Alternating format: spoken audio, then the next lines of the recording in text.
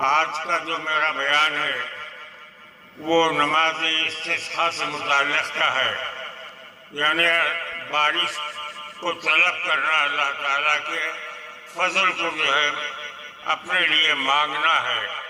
اس کے تعلق سے فقہا نے بتایا ہے طریقہ کیا ہونا چاہیے۔ فقہ کی معتبر کتاب عین الہدایہ ہے، اس میں دیکھیے آپ کو تمام چیزیں مل جائیں گی۔ اس میں بتایا گیا ہے کہ جب بارش بالکل نہیں ہوتی ہے، خشک سالی ہوتی ہے، تو ویسے وقت جو ہے اس نماز کا اہتمام اور دعا کا اہتمام کیا جانا چاہیے، اور اللہ تعالیٰ سے رحمت کی بارش عطا فرمانے کے لیے نماز استسقاء کا انتظام کیا جا رہا ہے۔ تو میری گزارش عوام سے یہ ہے کہ اس نماز کو ادا کرنے کے لیے خشوع اور خضوع کی بڑی اہمیت ہے۔ دل سے اللہ تعالیٰ کو پکارنا، اپنے گناہوں سے معافی مانگنا، آئندہ نیک بن جانے کا اقرار کرنا، توبۃ نصوحا ہو، وہ عمل اگر ہو تو ہماری یہ نماز اور یہ ہماری دعا انشاءاللہ اللہ تعالیٰ قبول فرمائیں گے۔ تو اس کے لیے فقہا بتاتے ہیں کہ جو نماز کی امامت کرنے والے صاحب ہیں، امام صاحب، وہ 3 دن پہلے سے روزہ رہنا، 3 روزے رہنے کے بعد چوتھے دن نماز کا اہتمام ہوگا اور وہ اس کی امامت کریں گے۔ اور نماز کو جاتے وقت جتنی بھی پبلک ہے اور امام صاحب وغیرہ، یہ سب پرانے لباس میں پہن کر جانا، ایسا نہیں کہ نیا لباس ہے جیسا عید میں پہن کے بن ٹھن کے جاتے، ویسا نہیں، بلکہ پرانے لباس میں پوری پبلک جو ہے اس مقام پر جانا جہاں پر کہ جو مقرر کیا گیا ہے، اور وہاں پر امام صاحب جو ہے نماز پڑھائیں گے اور دعا فرمائیں گے۔ تو اس کے لیے ضروری ہے کہ دل سے جو ہے اللہ کو پکاریں، اللہ سے مدد طلب کریں۔ آپ کو یہ معلوم ہونا چاہیے کہ یہ رحمت جو ہے رکتی کیوں ہے؟ جب انسانوں میں گناہ زیادہ ہو جاتے ہیں، نیکیاں کم ہوتے ہیں، تو اللہ تعالیٰ بھی اپنے فضل کو کم فرما دیتے ہیں۔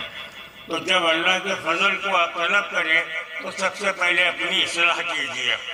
اپنے ساتھ نماز کو جاتے وقت جانوروں کو بھی لے جانے کا ہے، تاکہ اللہ تعالیٰ کے سامنے دربار میں ہم نماز پڑھیں اور جانور بھی رہیں، اللہ کی رحمت آئے۔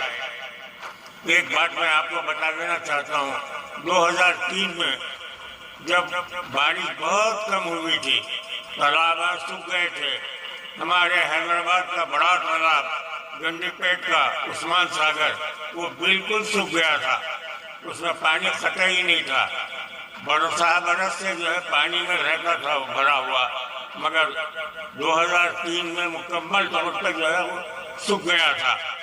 تو ویسے وقت میں میرے چچا مولانا عاقل صاحب کا خیال ہوا کہ نماز استسقاء کا انتظام کریں، تو میں ان کو مشورہ دیا کہ آپ نماز کے لیے جو ہے گنڈی پیٹ کا انتخاب کیجیے، جہاں پر ہمیشہ پانی رہتا، وہاں آج کچھ بھی نہیں ہے۔